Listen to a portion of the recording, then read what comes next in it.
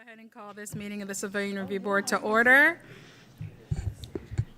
Good afternoon, everyone. Hopefully, everyone has had the opportunity to take a look at the minutes from the last meeting. Does anyone have any additions, edits, or other changes for those minutes? Seeing none, I would entertain a motion to accept the minutes as written. May I have a second, please? Second. All in favor of approving the minutes, please raise your hands. All right, minutes approved, thank you. And now I will turn it over to the Inspector General for any updates. Well, good afternoon. Before you should have a copy of the first quarterly report. This is something that I wanted to make sure that I'm doing on a quarterly basis, just to kind of give the board a little overview of where we are. I'm just going to point out a couple of things, and then if there's any questions, please feel free to ask me that. If you go to page 4, up under Inspector General Staff, you'll notice that we are building our staff out. One of the things that we do have aboard is we have a brand-new IG intake specialist. So we filled that one position, we'll be filling the second one, and that's going to help us review and assist a lot of the complaints that are coming in and putting that into the system. Right now, a lot of that is done by the supervisor, so that frees our supervisor up a little bit more for doing investigations. I think one of the things that you've seen over the months, I always talk about the level of complaints that we have coming in, and the fact of being able to review those complaints and be able to provide some feedback to a lot of the complainants. Also, we have completed our review for our management analysts. Hopefully, we will have them starting within another 2 or 3 weeks. And again, I know the board has asked on several occasions to kind of give us a little bit of feedback on what we're looking at as far as patterns, trends, and things like that, and definitely that's part of one of the things that our management analysts will do. So we are starting to look at that, and I'm kind of hoping that maybe the next quarterly report we have will kind of be able to have some information and things for the board on that. We do have 2 supervisors now.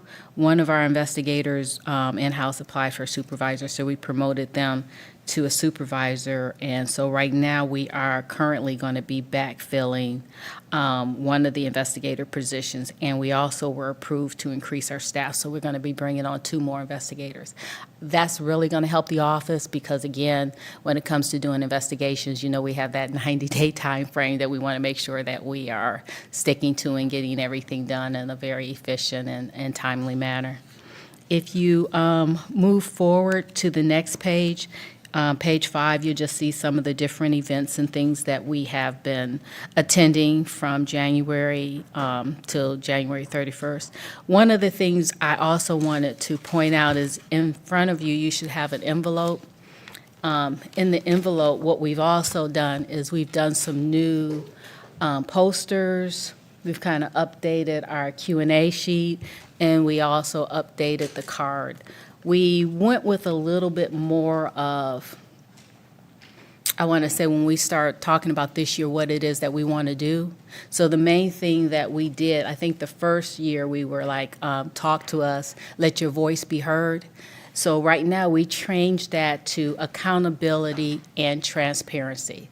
And this is really, you know, the message that we're trying to get out to the citizens now is just, you know, transparency and accountability in whatever actions and things that officers are doing. We also have some more information regarding our office and things. But again, please take that time to just kind of look at that. That was something that we did at the beginning of the year. Just wanted to show you some of the work that was going on there. If you go over to the next page, which is page 6, I won't go page by page, but what we did is with the stats, you can see the stats for the first quarter. We did put in there the stats for the first quarter for 2023, just so that you're able to kind of see the comparison. We still have quite a bit of complaints and things that are coming in. We still have some educating to do for citizens because we do want them to understand exactly what our jurisdiction is and what our authority is. And we still want to make sure we're providing assistance to them, but we still do continuously get complaints that don't necessarily involve always police misconduct with CPD, sometimes with other agencies. You can kind of get the breakdown if you look down at Section B. It talks about complaints that are closed at intake, even though it's still a high number. If you go down to C, it kind of gives you a little bit of the breakdown of some of the reasons some of the complaints are closed. Again, some of it comes from insufficient information. We still are reaching out. It's just that we give the complainants, when we reach out, we're trying to do that within a 2-week period of time to get all that information. Sometimes we're able to reach out, sometimes they don't provide us with the information. Again, the clock does not stop ticking. From the time we get the complaint, we still got 90 days from that first day to close it. So we are diligently trying to make sure that they get back with us within at least 2 weeks for us to proceed. And if not, then a lot of times we end up closing. You'll notice when it says preliminary investigation found no misconduct, as we're learning more about the GPS, body-worn camera, CAD report, a lot of information we're able to pull ourselves. We do look exactly at what the complaint is and try to see whether or not what the allegation is existed. We still do get a lot of complaints where the allegation that the person is alleging did not occur. And what I want you to understand is when we say we preliminary close it and did not find any police misconduct, those are strictly for when someone calls and makes a complaint that officers use force. And when we're looking at the body cam, the officer did not touch that complainant at all. It was a verbal conversation. If the officer used any type of force, whether it's escorting or not, we do open those up and we do investigate that. But these are just, on the face value, what the complaint alleged just did not happen. So those are just not open to investigation.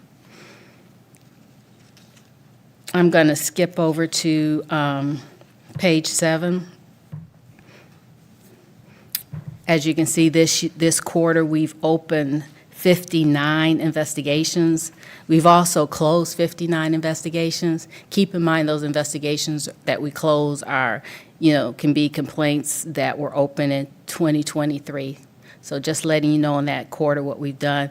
As you can see, a year ago, we ended up opening 91 investigations and we closed 66. So still got a large amount of investigations that are coming in, and we're still trying to make sure that we're closing everything within that allowed timeline. You're also able to see the breakdown of allegations that we're still getting coming in. Those are all based on the first quarter. I think that is kind of just, and if we can go over to page 9.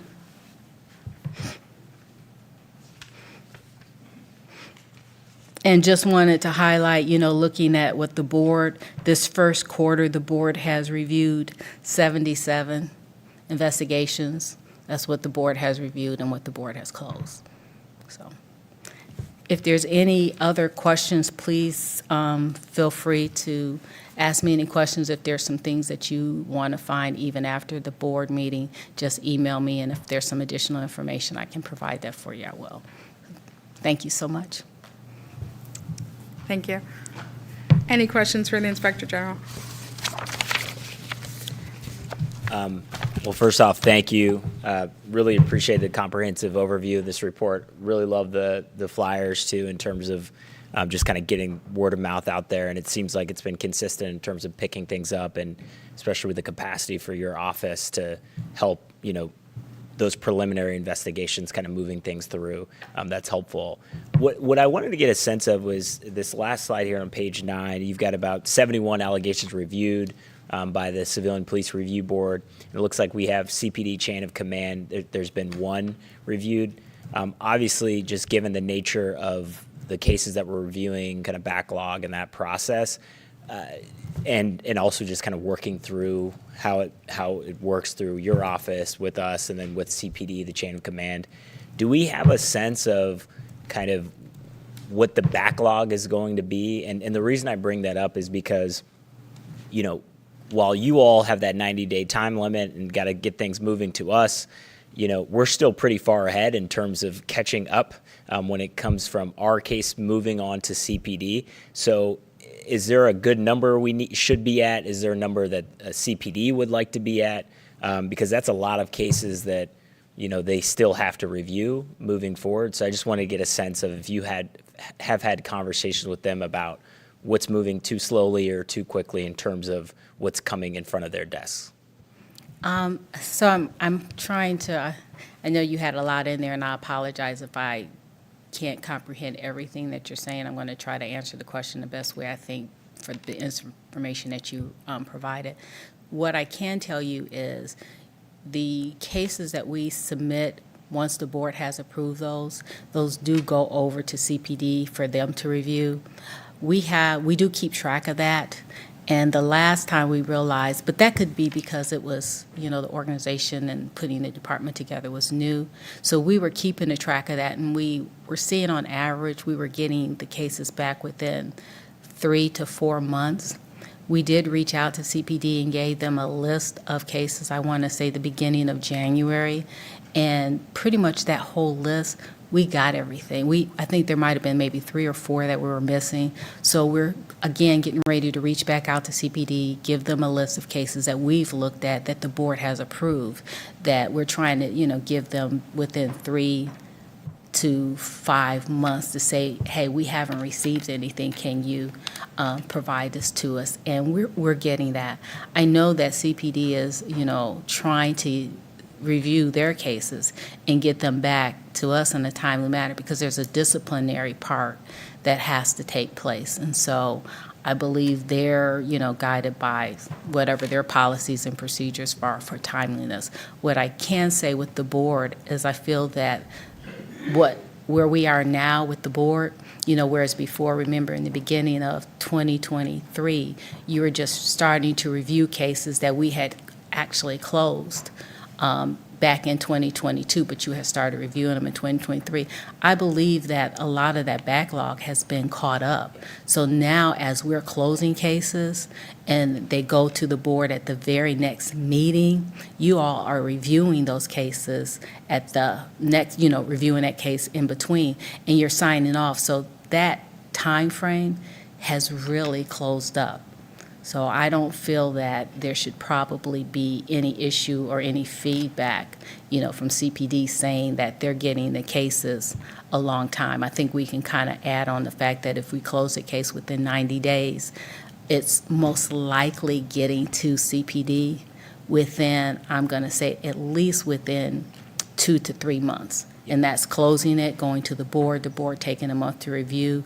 Once you review it, sending it to there. There are cases that we know may take a little bit longer, but we're asking for an extension from FOP if we need an extension, but we don't ask for extensions unless it's in extraordinary circumstances, and we're working to try to close that gap, and that usually tends to be based on the availability of officers, being available for us to be able to interview them. So hopefully if that answers your question. No, that's really helpful. I think it's because it's, we've been kind of moving quickly in terms of catching up and getting through cases. But I know we've also had conversations about really wanting to set aside time during these meetings as well to talk about kind of bigger picture pieces that, I just want to make sure that we're not slowing things down more than just getting things over to CPD. And it seems like we're ahead of the curve there, which is helpful because of your leadership there. So thank you. Appreciate that. Yes. All right, turning to review of April assigned cases. Let's see, Pastor Nathan's group. Are you going to be reporting out for? Okay. Yeah. Perfect. Go ahead and get started. Yep. All right. So our first case, the summary is on October 17th of 2023. Columbus Department of Inspector General received a complaint alleging misconduct involving officers from the Columbus Division of Police. Specifically, the complainant alleged, 1, he was unlawfully stopped by CPD officers for having a faulty license plate. In addition, the complainant alleged, 2, a female officer searched him forcefully, stating that she grabbed his genitals, causing him pain and discomfort after 2 male officers had already allegedly completed the search. Lastly, the complainant alleged alleged 3. When his vehicle was impounded, the windows were not rolled up. The complainant alleged the inside of his vehicle sustained water damage due to the windows not being rolled up.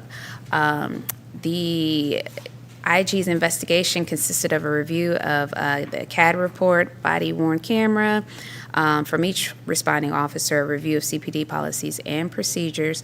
The investigation found no evidence to substantiate the complainant's allegation that he was unlawfully stopped. So allegation 1 was closed as unfounded.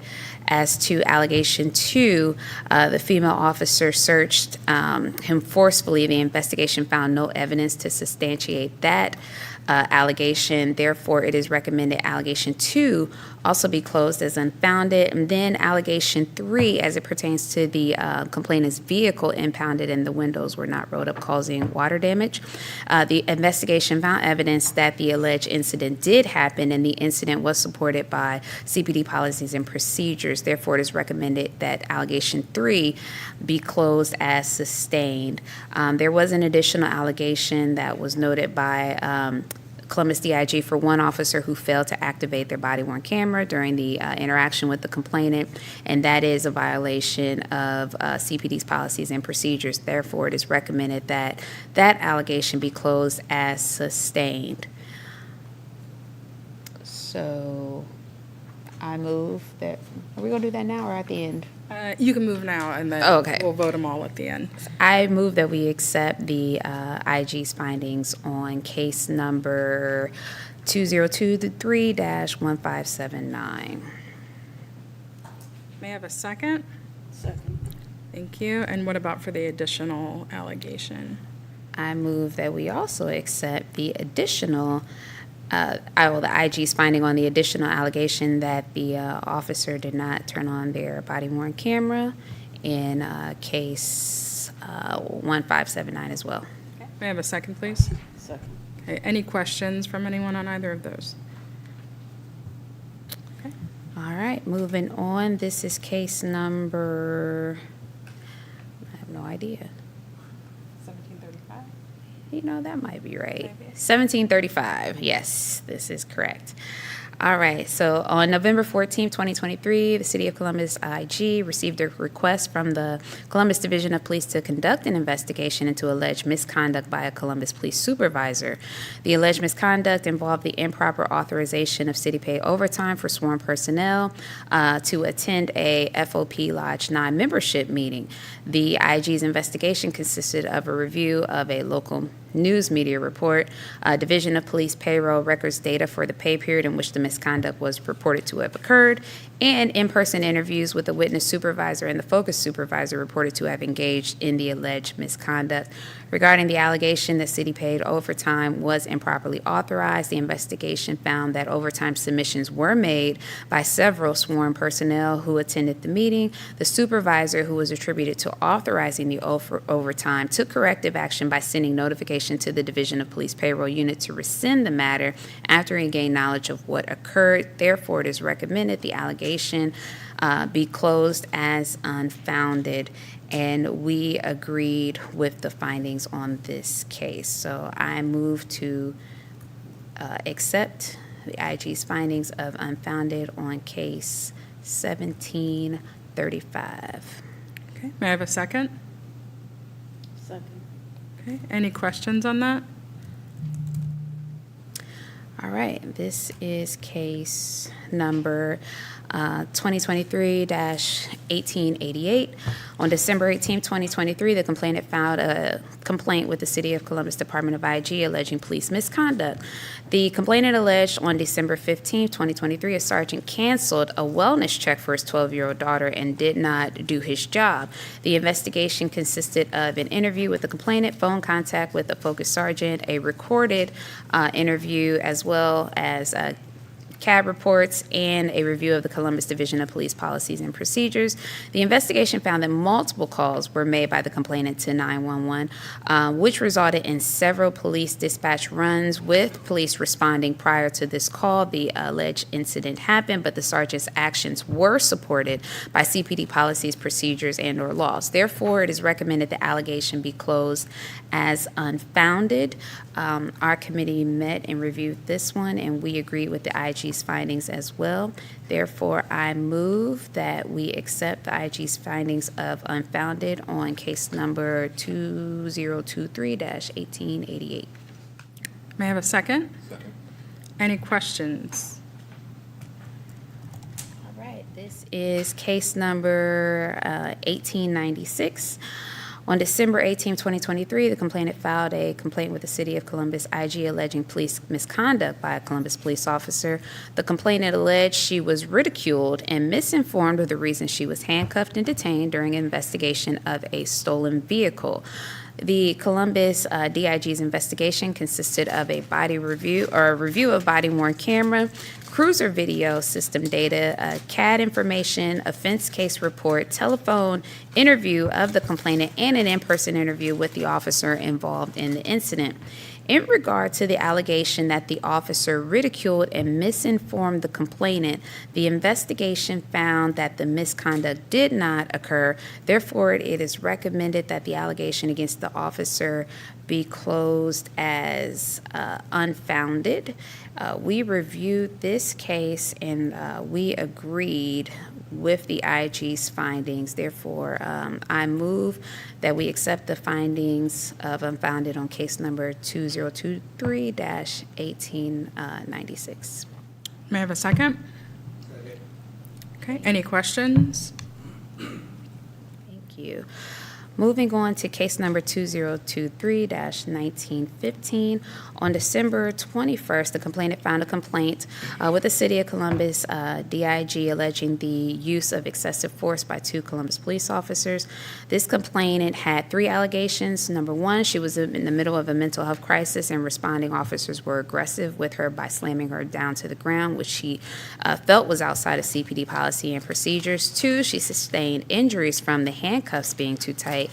And three, the female officer made her feel horrible. The Columbus DIG investigation consisted of a review of body-worn camera footage, CAD reports, in-person interviews with two officers involved, and a review of CPD directives. The investigation found the officer's use of a level 1 grounding technique was within CPD policy and procedure. No evidence was found to determine that the complainant sustained injuries from the handcuffs being too tight, as they were adjusted when she requested them to do so. Body-worn camera review shows the officer speaking gently to the complainant, attending to her needs, and walking her through what was happening as the events occurred. The DIG Inspector General was unable to determine what the caller meant by the officers making her feel quote-unquote horrible, as the complainant could not clarify or provide specific details regarding this allegation. And so there were no policy violations present in the officer's actions. Therefore, it is recommended that allegations 1, 2, and 3 against the two officers be closed as unfounded, as the use of force was not found to be excessive and there is no evidence to substantiate the complainant's allegation of injury from the handcuffs being too tight or making making her feel horrible. We reviewed this case and we also agreed with the IG's findings. So therefore, we move to accept the IG's findings on this case, which is 2023-1995. May I have a second? Any questions? Yeah, I've got a question. So you mentioned there that couldn't substantiate the finding that there were any injuries based on the handcuffs. What about injuries resulting from the level 1 use of force? Or were there any injuries? I'm not sure. I know she was in a mental health crisis, and so there was a lot going on with this particular case. IG, do you remember with this case? I was trying to pull it up. Generally, what we do ask for, and that's what I would be looking for if I would have to pull the report up, is if someone is alleging that there's injuries, we usually always ask them to give us some type of medical records to see if there are some injuries that did occur. But in this case, I'm just not sure. I would have to, if you give me a few minutes, I'll pull up the report and I'll let you know. I'm going back through this, and there was not, but this was a lot. The complainant was agitated, and so her behavior was escalating. She was lunging at officers, and so then they had to take her down.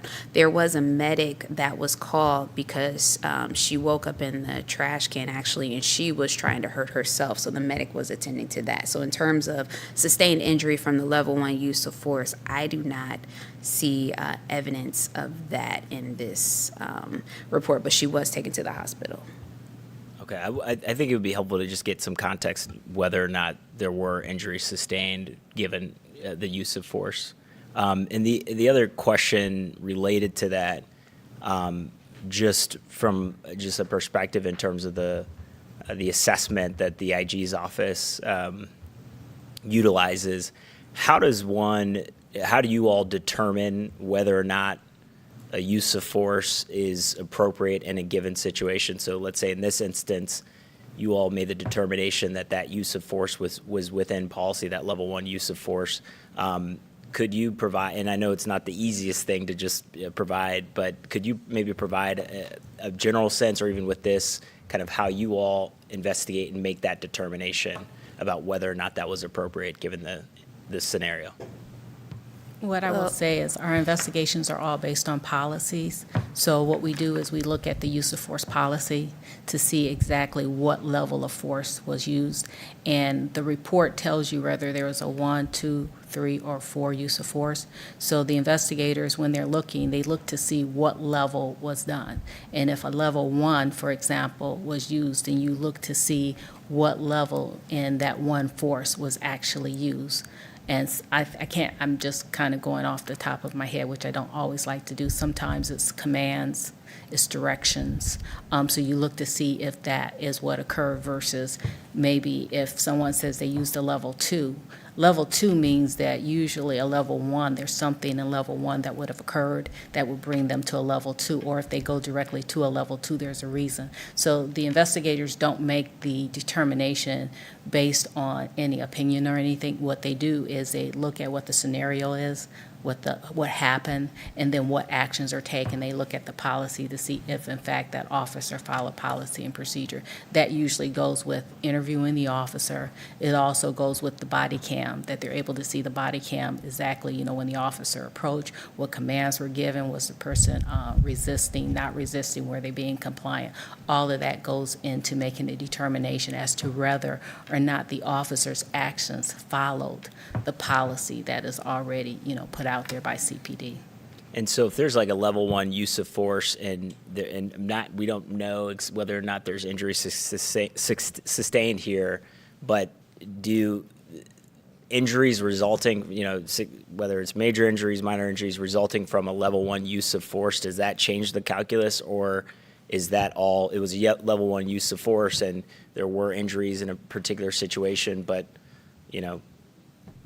it wasn't inappropriate, or does the level and extent of injuries have any impact on how a determination of use of force is decided upon? If I remember correctly, we had a use of force training where we had representatives from the Columbus Division of Police go over all of the levels. And one of the things that stood out is that they said, officers are authorized to use a degree above in which the individual is kind of behaving at that particular time.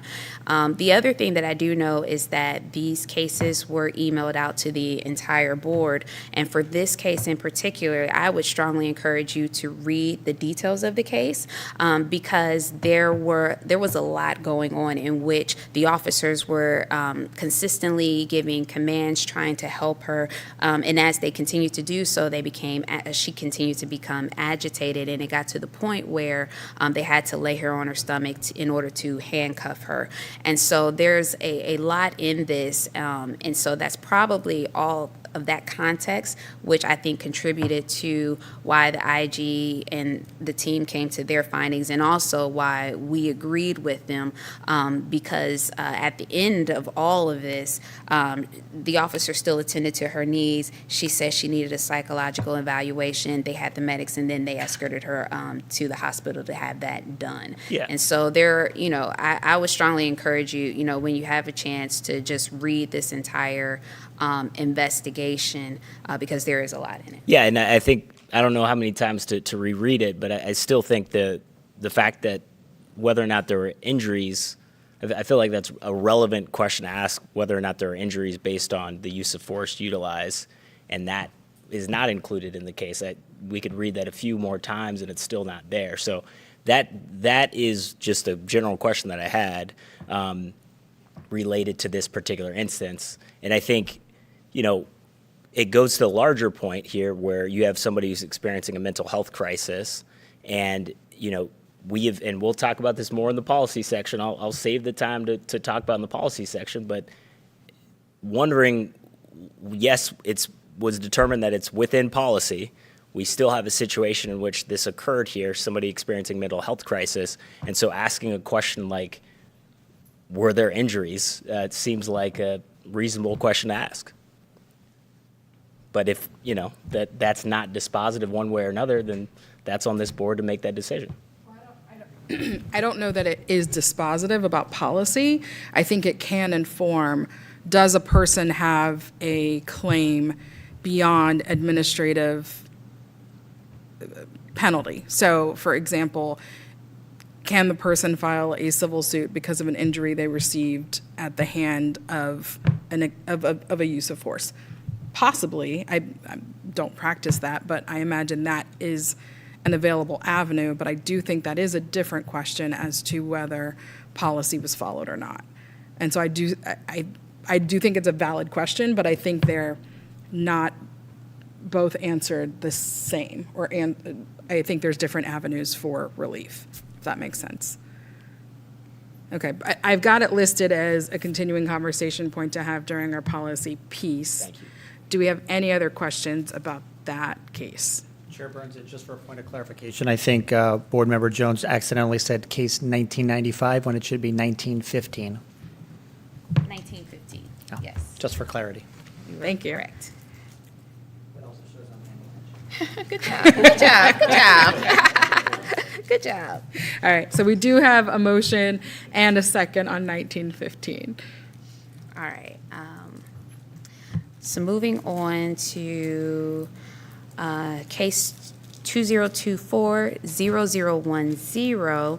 On January 2nd, 2024, the City of Columbus DIG received a complaint alleging misconduct by a Columbus Division of Police officer via the DIG email.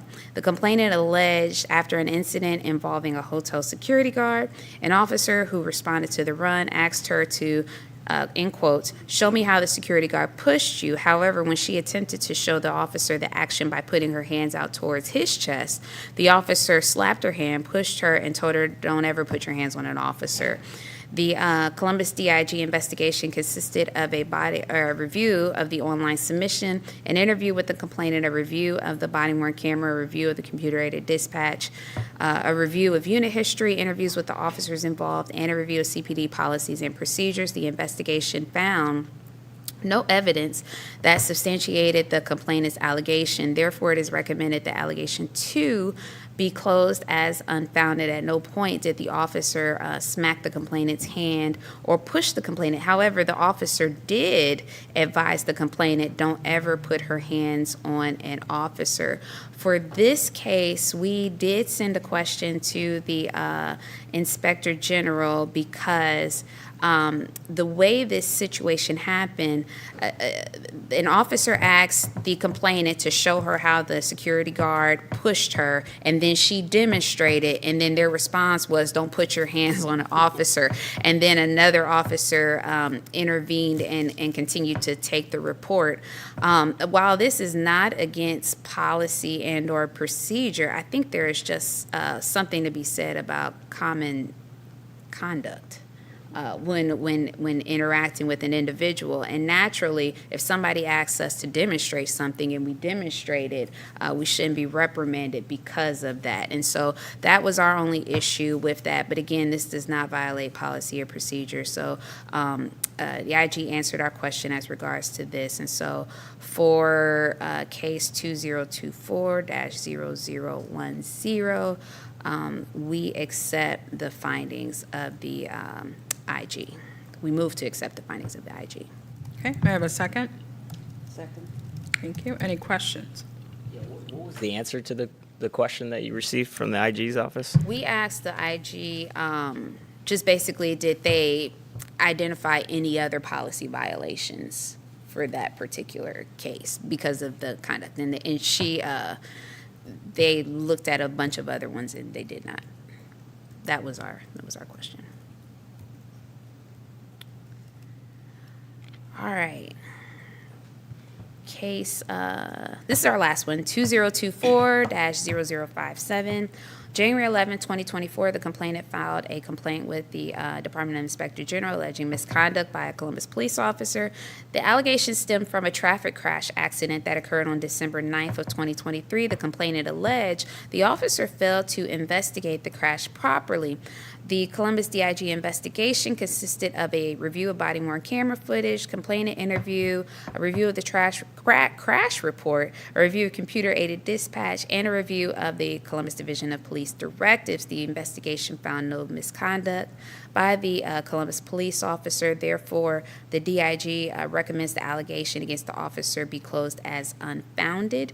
We reviewed this and agreed, and so I move that on case 2024-0057, we accept the DIG's finding of unfounded.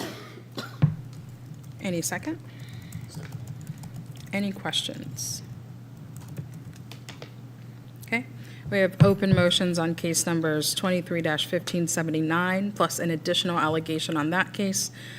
We've got open motions and seconds on case number 23-1735, 23-1888, 23-1896, 23-1915, 24-10, 24-57. All in favor of passing those as recommended by the subcommittee, please raise your hands. Any opposition on any of those? Any abstentions? Okay, motion's carried. Turning it over to you, Mr. Strickland. We're going to table ours until next meeting, our cases. All right, turning it over to Board Member Younger. Case number 2023-1864. On December 11th, 2023, the complainant filed a complaint alleging police misconduct by CPD officers. The complainant alleged, one, that her residence was searched illegally and without a warrant, and number two, three allegations. Two, an officer was dishonest in telling her that they were not going to search her residence without a warrant. And three, an officer kicked in the side door of her garage. The DIG investigation consisted of BWC, CAD information, a telephone interview of the complainant, in-person interviews of the involved officers, and then a review of applicable directives. The investigation found the complainant's residence was not illegally searched, and no search warrant was obtained.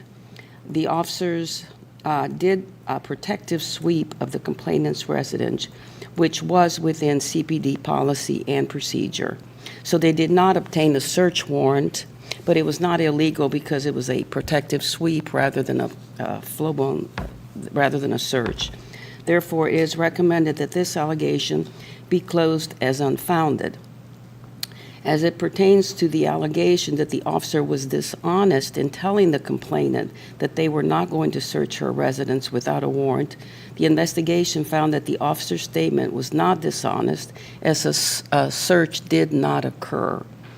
Therefore, it is recommended that this allegation be closed as unfounded. In regards to the allegation that the officer kicked in the side door of her garage, the investigation found that this did not occur. The incident was reviewed by the city, by the prosecutor's office legal advisor, Jeff Furby, who found the officer's actions were within CPD policy. Therefore, it is recommended that this allegation be closed as exonerated, as the investigation found evidence that the alleged incident happened, but the officer's actions were supported by policy and procedure. The garage door was kicked in, but there were exigent circumstances as to why that door was kicked in, because there were more suspects that they were looking for, and from the call, they thought that there would be more suspects. So they searched the area peripherally, of course, around the area. They didn't see the suspects in that area, so they kicked the garage door in, which was not attached, to see if they were in there. So that call was made by Mr. Furby that it was legal. So our committee, which consisted of Mac and I, reviewed it, and we concurred with these findings, with the findings of the IG. So at this time, we move to accept the findings of the IG. May I have a second? Second. Thank you. Any questions? Yeah, I've got a question. So your committee, when you met and had the discussion about that particular case and about the kicking in of the doors, and you said Mr. Furby said it was legal. Did you have any other concerns regarding that instance? No. Okay, so No, okay. not after we read the case. but not after. Sorry, after you read the case or got the response from Mr. Furby? Well, reading the case, if you really read the Inspector General's write-up of the case was so thorough that we really didn't have any questions, because they explained the protective sweep, why the forced entry was. This was fully on BWC, so Yeah. nothing was left uncovered. So the BWC showed what they were doing, and then they interacted with, and then Mr. Furby, of course, explained why, and then Mac and I there together, You mean- reviewing it, Mac being an ex-officer, me being a criminal defense attorney, we saw that this was really clean. So we agreed. If you want me to read this to you, I can. No, I just question directly for you. Yeah, You- we you had s- no further questions. Well, you had a question to Mr. Furby. I guess I was trying to get a sense. What was the question for Mr. Furby? Okay, no, we didn't have the question for Mr. Furby. Mr. Furby, Yeah, it's in the report. and you had no questions Okay, outside of that. no, we didn't, because it was thorough. The Columbus DIG obtained and reviewed an intra-divisional memo stating that Officer Fogel's forced entry into the detached garage falls under exigent circumstances clause of officer safety and clearing a crime scene, according to the city prosecutor's police legal advisor, Jeff Furby. So it was the DIG who obtained this information. And so Mac and I had this from reading this case.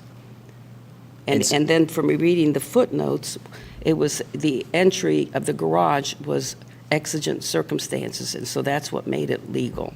Okay. I think the the questions I have is there's a number of policies that are, it seems to be legal, and the question was whether or not it's within best practice. My understanding was that the DIG is not supposed to make determinations based on whether or not something's within the, making a legal analysis here. And in this instance, you're utilizing the Mr. Furby's memo. I'm just trying to get a sense of why in this case that was included as part of this. Would that have changed the determination from the Department of Inspector General?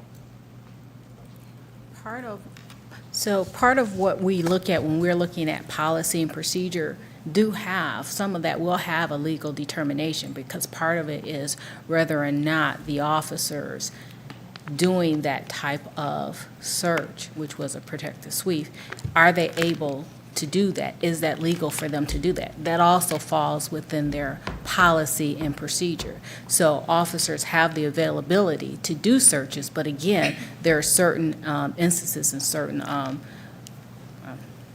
won't say legal termination, but there's certain ways in which they're able to do that. So sometimes if we have a question regarding a search that was done, we do reach out to either Tierra, or sometimes we'll reach out to Furby for legal references that were sent out to the department, so we can get that information to be able to, again, make that determination as to the grounds for which that search was done. It being a protective, did it fall up under that phase of protective suite or exigent circumstances? So again, that does fall into whether, if you want to say, does that fall into whether or not that's a legal determination? It really falls under whether or not the search that the officers did or the protective suite they did was a violation of policy and procedure, which again goes back into the fact that officers, their actions still have to be legal, but legal can also be within the policies and procedures. And I hope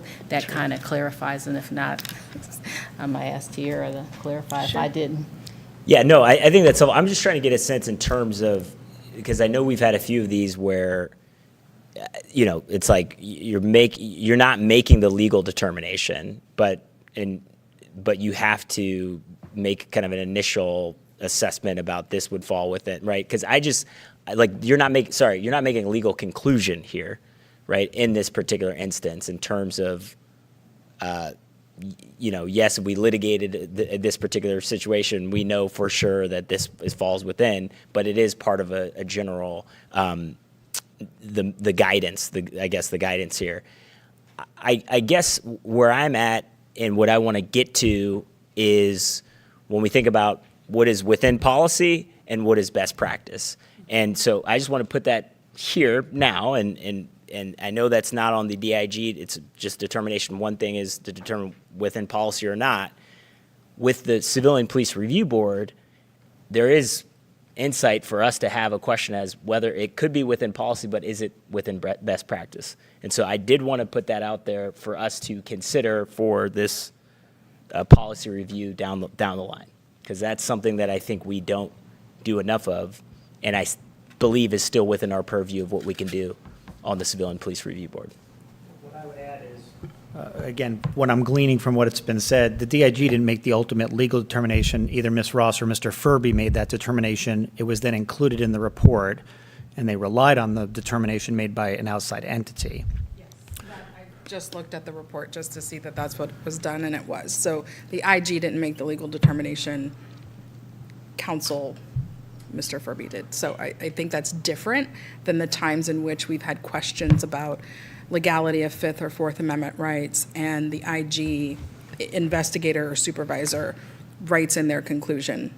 And that is the point in which we've kind of pushed back and said, that's not appropriate.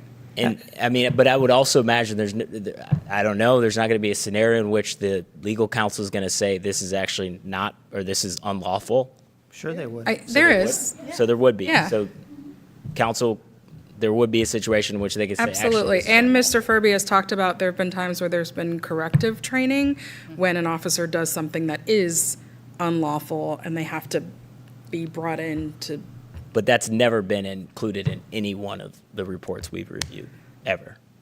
not of ours, but it's been included in the training when he's come and talked to us to tell us it's done. Now, whether on the back end, reports that we've made and recommendations we put forward, has that have to happen? I don't know, because we don't have a written out version of each piece of discipline, but that is something that the city attorney's office does for officers who have broken the law that way. I'd also say in terms of best practices, I mean, protective sweeps in exigent circumstances are, that's a law that's been deeply established Yeah. and set for a long, long time.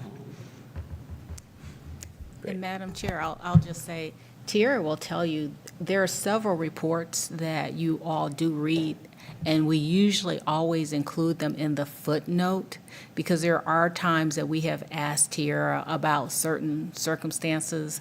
I don't know if you remember the one where we had the vehicle where some officers responded and they had a different plate on the vehicle. That had a footnote because we had to reach out to Tiara because we had questions regarding how that scenario came about. So again, we do footnote in there when we seek legal counsel for things to get some clarity if we're looking for something legally, just so that you know in the future. Thank you. You guys don't reach out to me very often in between the meetings, but I'm available if you have questions as you're going through your committee reviews. You know, you can funnel it through the chair or through Stephanie, and I'm happy to look at it. If I need to reach out to the IG or to Tiara and/or Furby to get you a good answer, I will. Perfect. Thank you. Go ahead, Board Member Younger. Okay.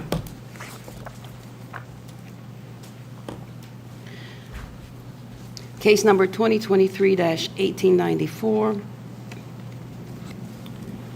On December 18th, 2023, the complainant filed a complaint with the City of Columbus, DIG, alleging police misconduct by a CPD officer. The complainant stated that an officer came out to assist her with a custody exchange.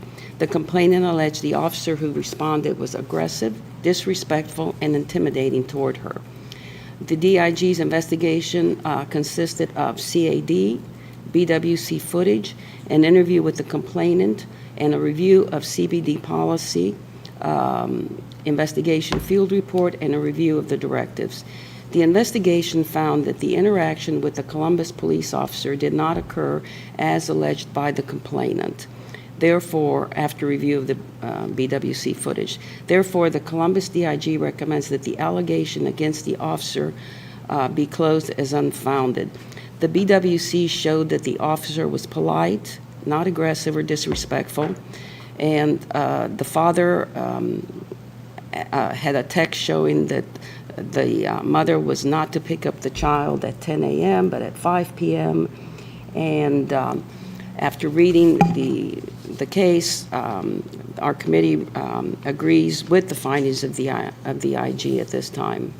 And at that time, and then we move to accept the findings of the IG. Okay, may I have a second, please? Second. Any questions? Case number 3, 2024-0004. On January 2nd, 2024, the complainant filed a complaint alleging police misconduct by a police officer. The complainant alleged the officer was parked in a fire lane absent an emergency. The DIG investigated this, and it consisted of review of the email received from this complainant, a telephone interview with the complainant, an interview with the police officer, and then a review of the directives. The investigation found that the officer was parked in the fire lane with no emergent reason to do so. Therefore, it is recommended that this allegation be closed as sustained. We reviewed the report and agree with the finding of the IG. So at this time, we move to accept the findings of the Inspector General. Any seconds? Any questions? And case number 2024-0033. On January 8th, the Inspector General received a complaint involving the use of force by CPD. The complainant alleged he was tased twice and that his head was stomped. The investigation consists of an interview with the complainant, a review of the BWC, review of CAD, review of CPD policy, review of use of force reports, and interviews of all of the officers involved. The investigation found that the complainant was not tased twice. He was only tased once, in accordance with policy. Therefore, it is recommended that the allegation be closed as unfounded. It was within policy to be tased once, and to be tased once. As it pertains to the allegation that the complainant stated that he had his head stomped, the investigation found no evidence that substantiated this allegation. Therefore, it is recommended that this allegation be closed as unfounded. The complainant had his shoulder stomped, which is within CPD policy. Our committee reviewed this, and, we looked up the use of force, and then we did send in a question to the Inspector General. And after the Inspector General answered our question, then we agreed with the findings of the Inspector General. And our question to the Inspector General was, number one, why did the officer stomp the complainant's shoulder and not just tase a second time? The term stomp is what was used by the complainant and the officer during his or their interview with the investigator. We consulted with CPD Defensive Tactics Unit instructor to get the clarification of the term. The proper term used in the use of force directive and the DTU instructor is a strike. A strike to the body can be from an officer's empty hand, a knee, a foot, an elbow, or a head. In review of the BWC footage, there did not appear to be a clear shot for the officer to deploy his taser, as the two other officers were on the ground and hands-on with the complainant on the ground, trying to get him to put his hands behind his back to be handcuffed. So in response to our question, he was tased once. He couldn't be tased a second time because there wasn't a clear way to do that. And he was not stomped. There was a strike to get him down. There was, from reading the case, you can see that they were trying their best to get him to get his hands behind his back so that they could stop him. Our second question was, why did this officer deem it necessary to step it up? Because the answer is, the run was for a person with a gun, and it was a gun call. And the review of the BWC revealed the complainant was failing to comply with the officer's commands to put his hands behind his back to be handcuffed. And it appeared that he was reaching for his waist-groin area.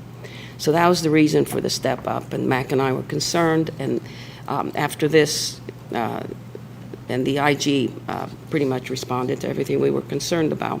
And our final question was, if the officer was trying to handcuff him, why did he stomp his shoulder? Well, the officer who used the shoulder strike was not the officer trying to handcuff the complainant. The two other officers who initially had contact with the complainant and went hands-on with the complainant to the ground were trying to get him to comply and place his hands behind his back. The officer who used the shoulder strike on the complainant came from around the vehicle to assist the other two officers on the ground with the complainant, trying to get the complainant to comply and place his hands behind his back to be handcuffed. And with all these answers, everything was answered. And was this already seconded? I can't remember. So at this point, we move to accept the findings of the IG. Okay, may I have a second? Second. Any questions? You have a few. So the complaint says that their shoulder was stomped on, and the response is that no, it wasn't a stomp. It was a strike? I just wanted to get clarification on that. That's correct.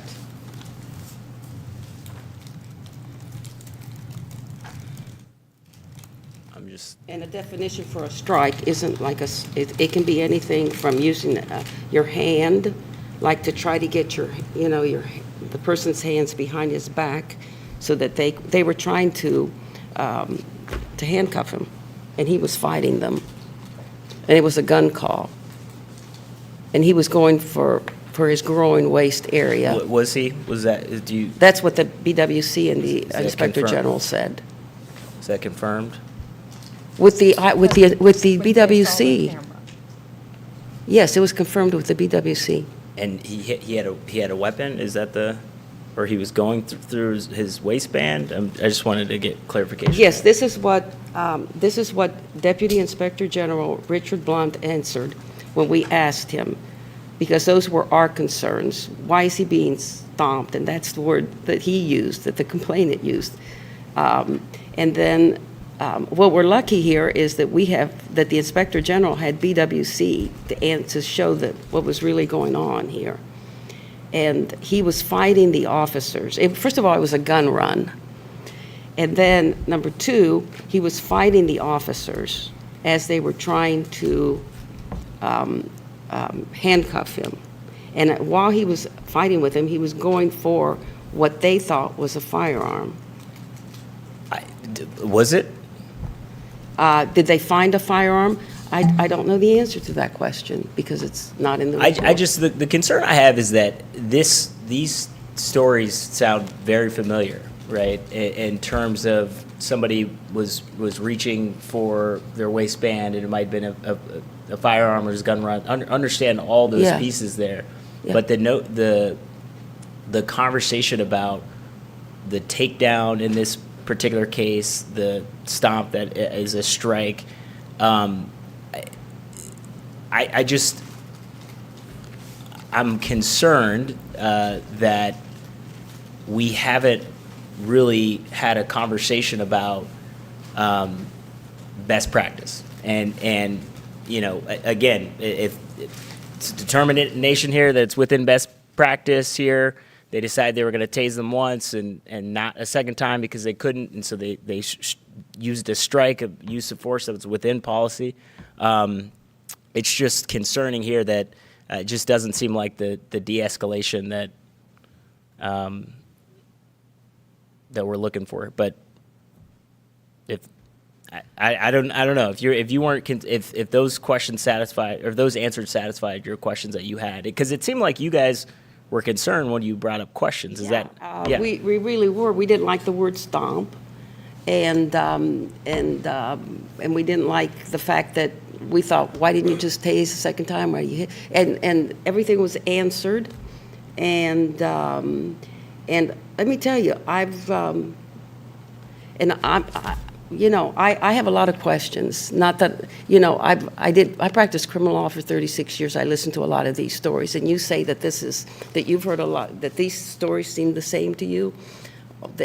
I've heard a lot of them, but we're very lucky that we have the BWC, that we have the camera, so that we can see what's going on. I mean, the Inspector General can see what's going on. And then we have the law, the Supreme Court and our case law. And so, the officers, this is pretty clean, because that it was a gun call. He was going for the groin area. They have to kind of protect themselves to some degree, because he could have a gun there. They're not trying to hurt him. They used one taser. They're using, and then they're trying to just subdue him, the way it's explained in the case and from the deputy inspector, and it just didn't seem like it seemed clean to me and Mac when we were doing it. So that's why we're agreeing with the Inspector General at this point. Yeah, for clarification, the analysis is not whether he had a gun or not. It's whether all the behaviors, given the information that they had, the Right. totality of the circumstances was within policy. Right, exactly.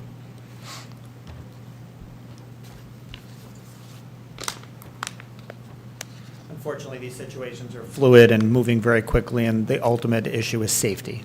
Yeah. Yeah, I think just like without knowing the circumstance, again, like, we may not be able to answer in this particular situation at this time, but I do think it would be helpful to know more facts around this case. Just when we think about, the situation that occurred here, we have somebody who's filed a complaint. We also have this process where it's reviewed, and these were the findings. But it just the facts around the case sound concerning to me, and I think stomped to strike. I mean, it still seems like, not great. But I have no further questions on that.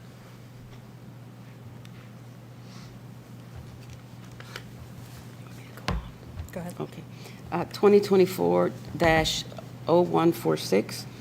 On January 31, 2024, a complaint was received alleging misconduct by a CPD officer. The complaint stemmed from an incident at Taco Bell at 3 a.m.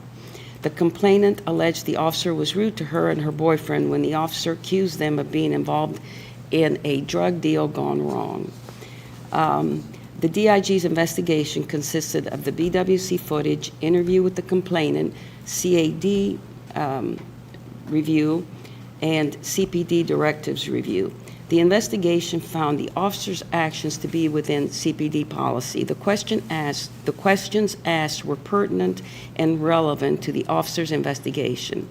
The officer from the BWC did not appear to be rude when asking his questions. Therefore, the DIG recommends the allegation against the officer be closed as unfounded.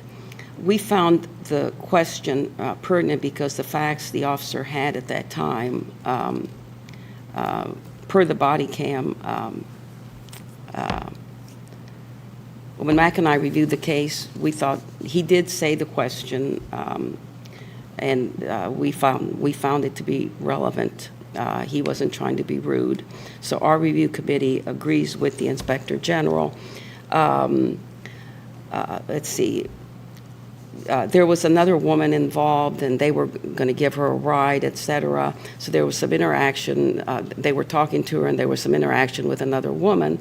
And then there was some sort of a fracas between this other woman and the two of them. And the officer came up and tried to help them. And and he asked, were there any drugs involved here? So he wasn't really trying to be rude. He was simply asking a pertinent question. And we agree with the IG's evaluation of the case, and we move to accept the findings of the IG. Thank you. Is there a second? Second. Okay, any questions? All right, as to, this is the last one, 2024-0176, February 6, 2024, a complaint was received by the Inspector General. It was alleged that a CPD officer was rude to this individual by saying to her, "I don't care if you're cold," when she rolled her window up while the officer was collecting the information he'd requested that she provide to him. The Columbus DIG investigation consisted of interview of complainant, interview of focus officer, review of CAD, review of BWC, and review of directives. The Columbus DIG determined that the comments made and the way that the officer made them were discourteous. Therefore, the recommendation was that the allegation against the officer be sustained. The DIG, we reviewed the report, and the DIG determined that the comments made and the way that the officer made them after reviewing the BWC were discourteous. And Mac and I, after reading the report, agreed that they had access to the BWC, and they were able to see the mannerisms, et cetera.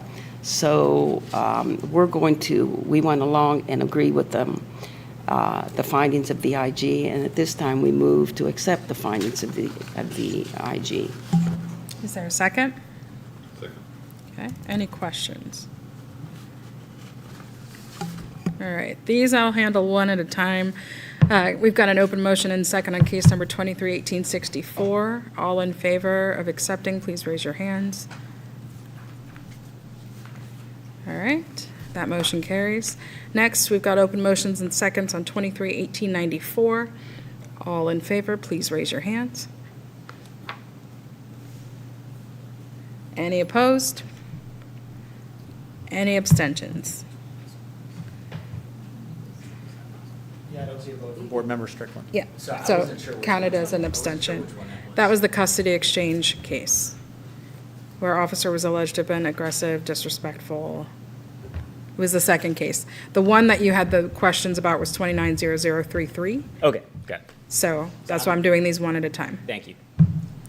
All right, do you want to vote on that? Yeah, I was with everybody. Okay, so motion carries. Next, case number 23-0004. We've got open motion and second. All in favor of accepting, please raise your hands. 2024. Yes. 2024, sorry, thank you. Next case, 24-0033. All in favor, please raise your hands. Opposed, same sign. Or abstention, same sign. Thank you, motion carries. Next case, 24-0146. All in favor, please raise your hands. Okay, motion carries. And last, 24-0176. All in favor of accepting, please raise your hands. All right, motion carries. Thank you. Let's take a 15-minute break, and when we come back, we will deal with the open policy discussion questions on our agenda, and then look forward to the June meeting. So we'll be back here at 3:28, let's say.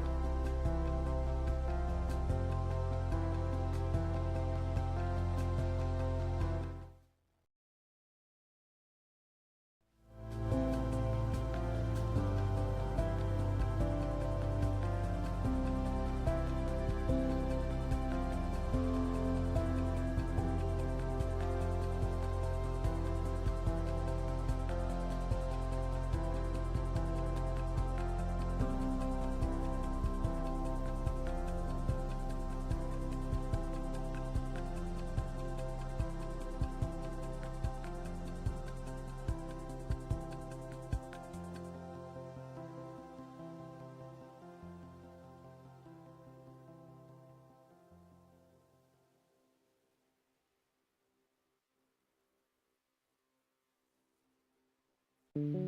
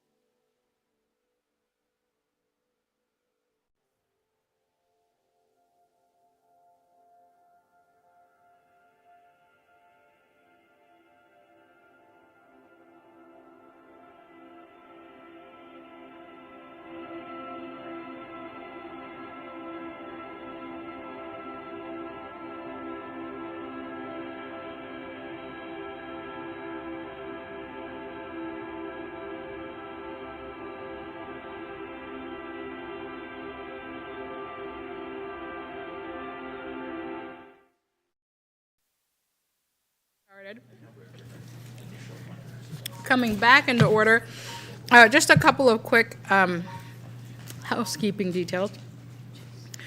So in light of our members who have not renewed a new term, or, and I will say, we're also sad that Ms. Pinkleton will be leaving us before the expiration of her term, so her last meeting will be July. We are shuffling a bit of the committees. Dr. Ford is going to be joining Team 3, and Mr. Vicente is going to be joining Team 2. That being said, I would like to announce we still have what is currently 3, what will become 4 board seats that are open. We would strongly encourage members of the community to apply. The mayor's office is still reviewing applications, so if you are interested in serving as part of the Civilian Review Board, please reach out. You can contact the IG's office, you can reach out to Ms. Brock, and we can get you more information, or reach out directly to the mayor's office as well. All right, so turning to policy discussions. A few of the issues that we have, a couple of them overlap with issues carried over from last month. So both last month and this month, the question of how determinations are made about the appropriateness of use of force has been brought up. The question raised today was specifically, does the existence of an injury resulting from use of force impact whether policy was violated?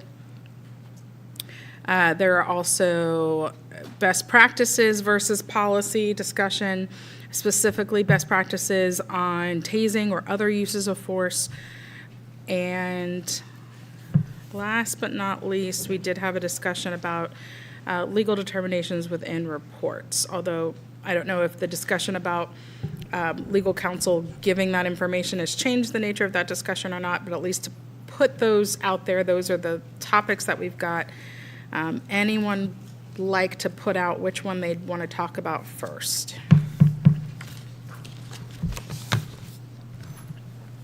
Question, Chair. Did you Yes. say special duty? Is that one of the cameras in special duty? So that is actually when the chief comes. Special duty is going to be covered when the chief comes to our meeting, which I believe is next month. Is that right? Maybe she changed. Or did she change it to July? Okay, she'll be coming in July. Okay, thank you.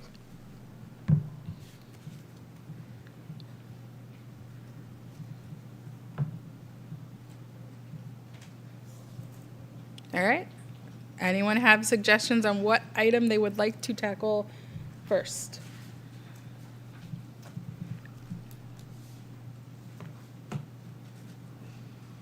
Mr. Strickland, since several of these were yours, I'm going to turn it over to you.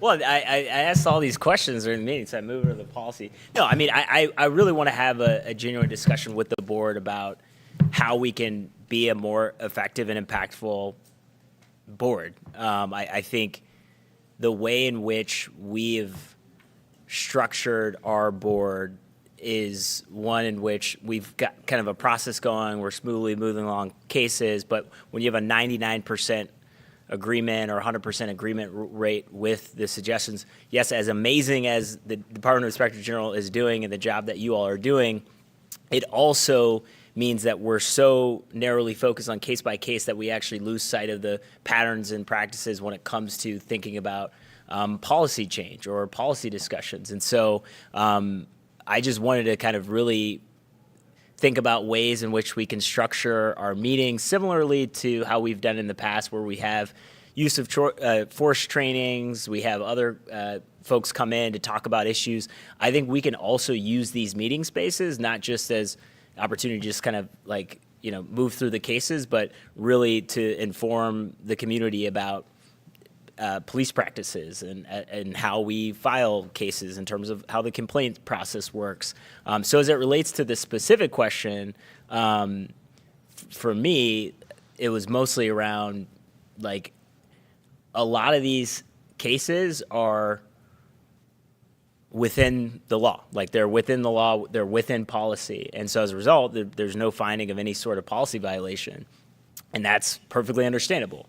And at the same time, there are a number of incidents that occur that while they may be within policy, there is a result that leads to something in which like nobody wants to see.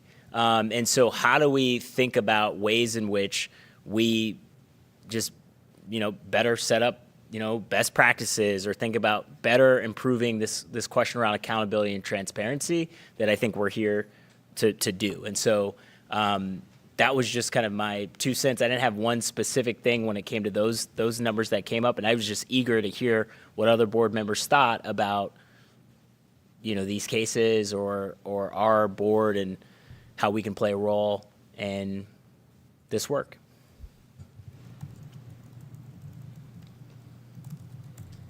I will add that I think what's going to be really useful is the analyst position that you're hiring, because I think some of the things we talk about are anecdotally or, you know, we don't, short of anybody maybe that has gathered the data and looked, you know, I think that's going to be useful not only for this board, but then communicating that to the chief and to the department and say, this is clearly a trend we're seeing. You know, having somebody that can get in the weeds of the demographics of the complainants, you know, all of that is going to, I think, be really, really beneficial, because that's something that's been lacking, and obviously it's a bandwidth issue, and so I'm glad to see that that's coming.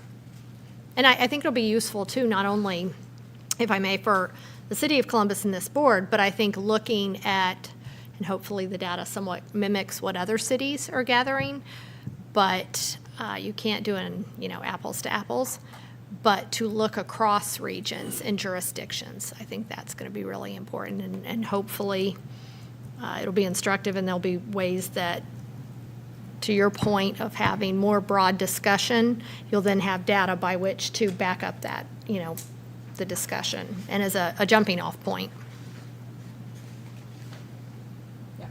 I definitely agree. I think that And we have taken opportunities where we thought a policy didn't match up with what our highest ideals of what should happen. We've made those policy recommendations. But I think both having a person who can analyze data, show us what's happening, what patterns there are, could better help inform our recommendations, that if we're making policy recommendations that are, disjointed from what can actually happen or what has been happening, I think that'll be helpful. I think it'll also be helpful for us to get an update, whenever the new FOP contract is signed, sealed, delivered, so that we know, like, what are kind of the limitations in that respect. Because some of the recommendations I know that we've made are things that are within that contract, or at least have been previously. So I think that'll be helpful as well. Other thoughts from board members?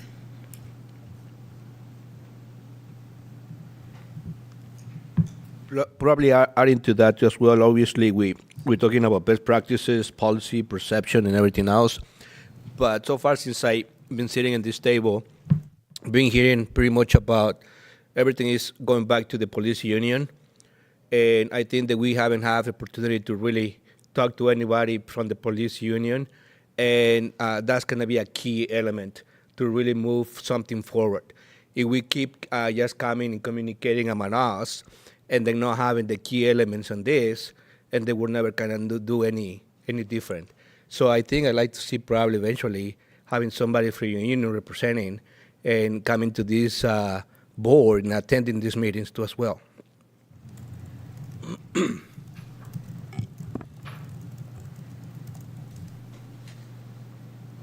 Attorney Ross, how likely do you imagine it would be for us to be able to get FOP member to attend a meeting?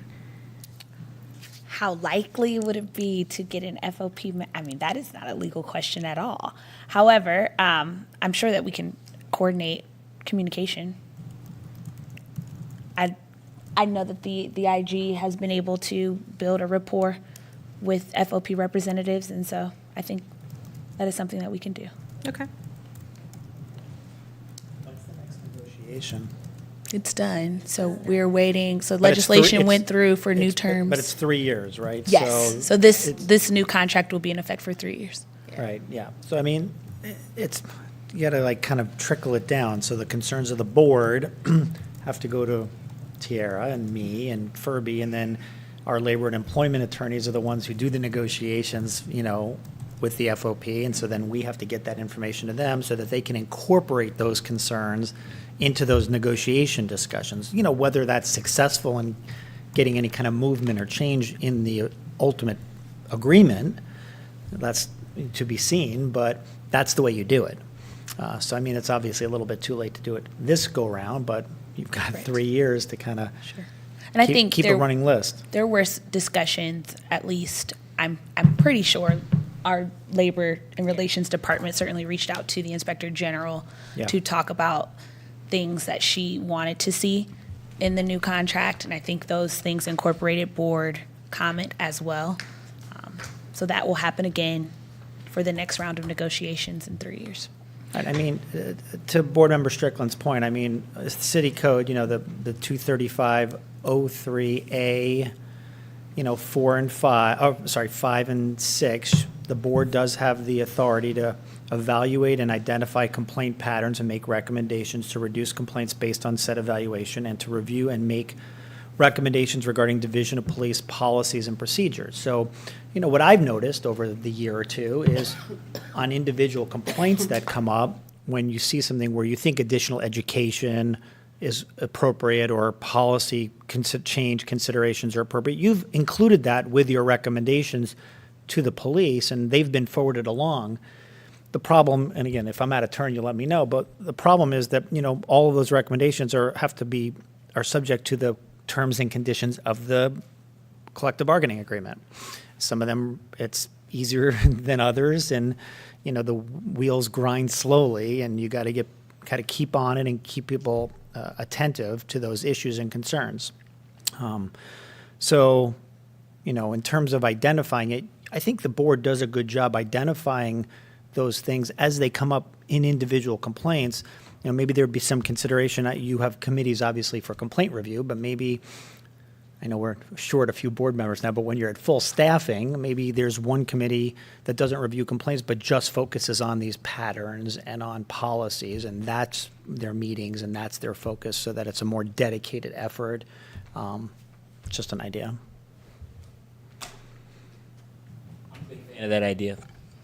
I think because I think it is really hard to do both, right? Because you have to review the individual cases as they come before you, and you also have to keep track of all of the different pieces that have come up. I love the meeting minutes and how they've been, basically there's, the setup where it has specifics about the questions that have come up during the board meetings. That's helpful because when we look back, but ideally if we have a dedicated policy committee just dedicated on reviewing those, they could actually look back and ideally work with your the analysts and the team there so that that can be their focus. And perhaps if that's our structure, then during these meetings, when we get to the policy review section, that's when that committee can report out and then get feedback from board members. I think it's a great idea, and I'd be in favor of that. Once, obviously, we have to build up our board member list, but I would love to be on that and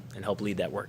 The committee could look to bring speakers in to talk at board meetings and things of that nature as well. And if you're doing a 3-year term, maybe that committee, you're serve 1 out of your 3 years, and that way it's a rotating Perfect. basis. So Great. I think it's a good idea. I think I would encourage each board member to not disregard the specific facts of a case too as well, because those are also going to inform what type of policy you're recommending. So as Chair Burns stated, you don't want to recommend a policy that's disjointed with what makes sense, and those facts are going to inform kind of what makes sense. And so I do think from a capacity perspective, those who are focused on policy may not always be able to review and have in-depth discussion about what a disposition of a particular case should be, but should certainly still make it a point to understand the facts holistically before making certain policy recommendations as well.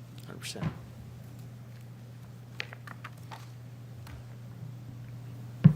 Okay, any other thoughts from board members on any of those topics already brought up for today?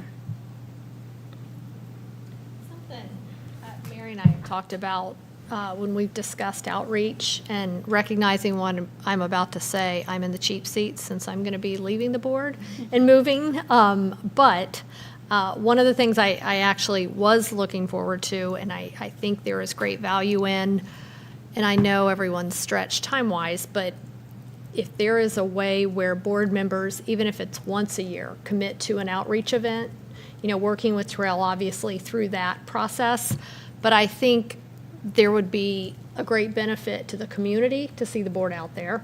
I think there would be a great benefit to the board to hear directly, kind of what the optics are, what the needs are, and maybe that's, I know you probably can't mandate that, but if it's encouraged, each board member attends to, that's an arbitrary number, but I think that would be great. And I know there's some energy on the outreach into that, and I met with, Mary and I met with Terrell recently, and there was a lot more happening than I realized on those efforts, and I think the board supporting that and supporting him could be pretty powerful.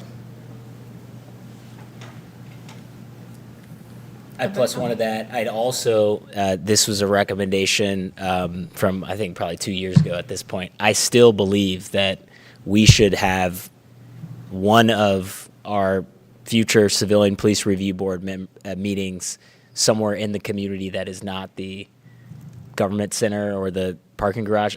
Now, I love how convenient that is in terms of being able to park there and on a consistent basis, and you have a consistent place.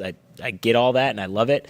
I do think, though, we should consider a couple meetings a year, at one of the rec centers or somewhere in the community that is, and at maybe a different time that's a little bit more accessible than the 100 people that we have here. Being sarcastic if you can't see the audience, but I think that's a good.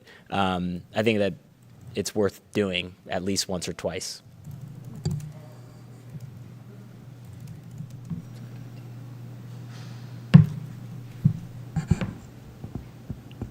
Any other thoughts? Chair Burns. Yes. I'm not sure if this is part of this discussion or not today, but, and it may be answered in July, I believe, when the chief will be here.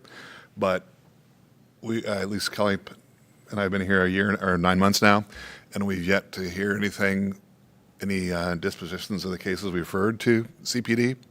And I think we just would like to revisit that and see if we can get some answers and data from them of what's happened so far with the cases that have been referred to them.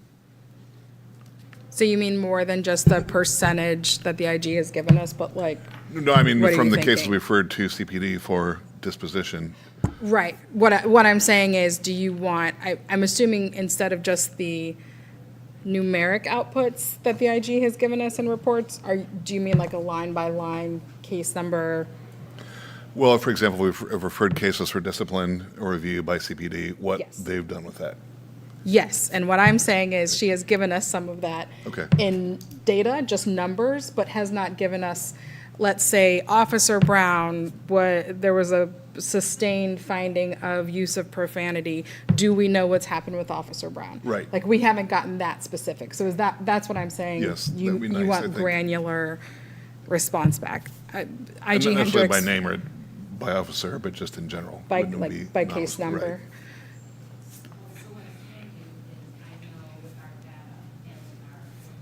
We're able to pull up the case, and it will tell us, you know, especially if we did a recommendation that says sustain, we'll have in there whether or not disciplinary action was taken or not.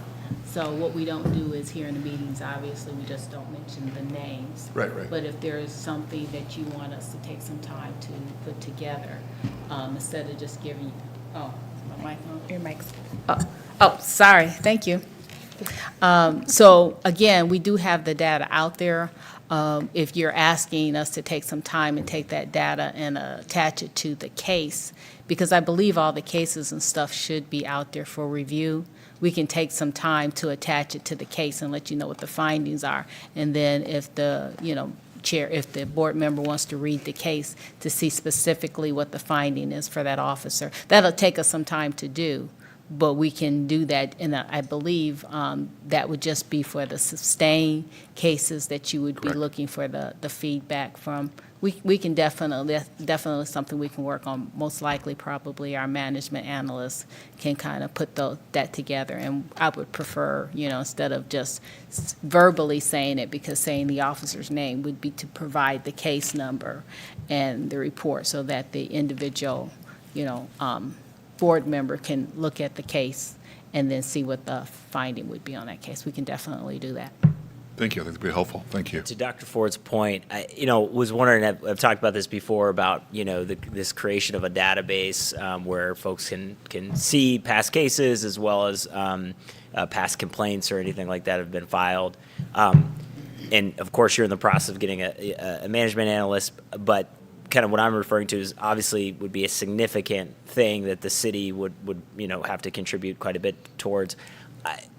I was just wondering if you had any insights on, like, if you had insights on what the cost of, like, putting together like an online database might be, and given capacity constraint, I mean, you guys are in the midst of actually investigating cases, and so thinking about whether it's Department of Technology or others to come in to support with that effort. Do you all have a sense on what that cost might be, or has anybody said anything about what the cost of something like that could be and what the needs would be outside of hiring a management analyst? So I know that there is a city agency that is in the process of putting together a database, and they have reached out to us. We're trying to see what that would look like, to see if we're able to put some information on there. But again, what we would say is all of the cases that are presented, are available for Public Records Act. So, so anybody can ask and request that and get that information.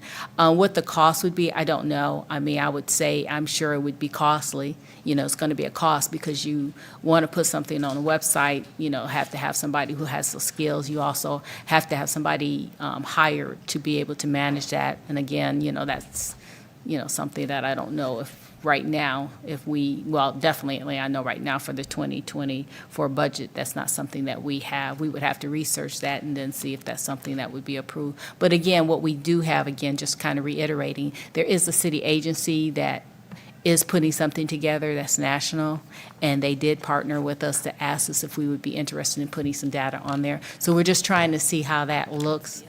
Yeah, that was Office That's of. DOT. Yeah. The other thing that I would say is, from what I'm hearing, you're looking for just a public-facing, real-time ability for someone to access information.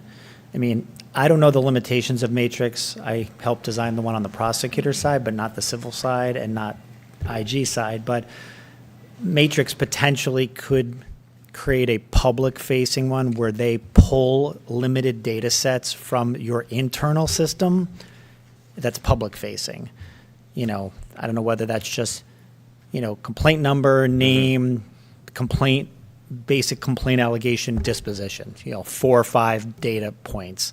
But it may be something worth having a conversation with Matrix about. They may say, no, we don't do that. We only do internal systems, but. I think it is. I think right now our DOT is working with our Matrix Civil platform to do something similar. So they may be able to. She uses Matrix Investigator, but I'm sure the foundation of it would be the same.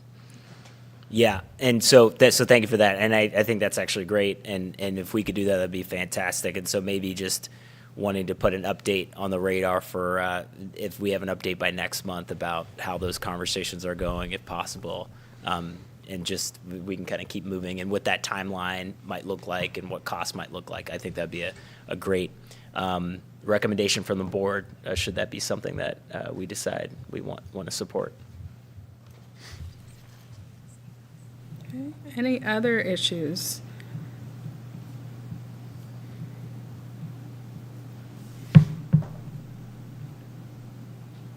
Okay. Seeing none, I would entertain a motion to adjourn. May I have a second? All in favor of adjourning, please raise your hands. All right, motion adjourned.